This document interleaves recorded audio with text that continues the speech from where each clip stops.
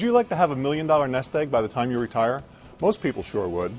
But if you want to increase your odds of being able to hit the 7-figure mark in your retirement account balances, or for that matter, end up with any significant amount, I recommend you focus more on how you save than how you invest.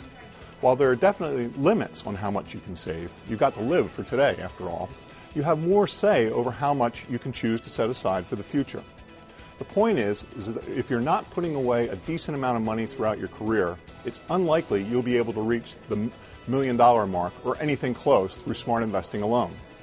For example, let's say you're 30, earn $40,000 a year, get 3% annual raises, and contribute 7% of salary to your 401k, about the average for 401k plans. You would need a return of just under 10% a year to end up with $1,000,000 by age 65.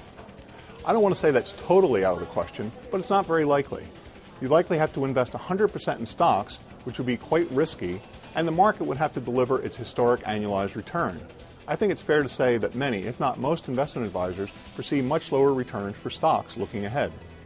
If, on the other hand, you boost the contribution rate from 7% to 10%, the annual return you need drops to just over 8%.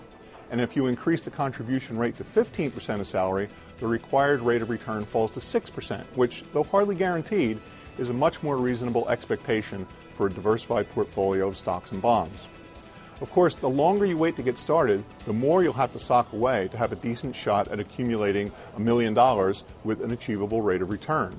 For example, if you don't start saving until age 40, you would need to save upwards of 20% a year to hit the 7-figure mark, even assuming a generous annual return of 8% or so.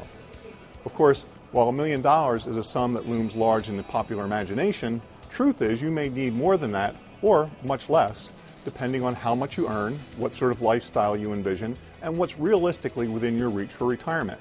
If you want to get an idea of a reasonable target for you, given your salary and income, check out our Retirement Planner tool. For advice on how to put together a portfolio of stocks and bonds to get the returns you'll need, you can check out our Money 101 topics on asset allocation and planning for retirement.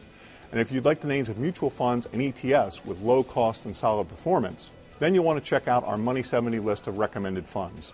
But remember, whatever size nest egg you'll ultimately need, whether it's $1,000,000, more than that or less, you'll have a much better chance of accumulating it if you make saving your first priority. Investing alone, no matter how good or lucky you may be, isn't going to get the job done.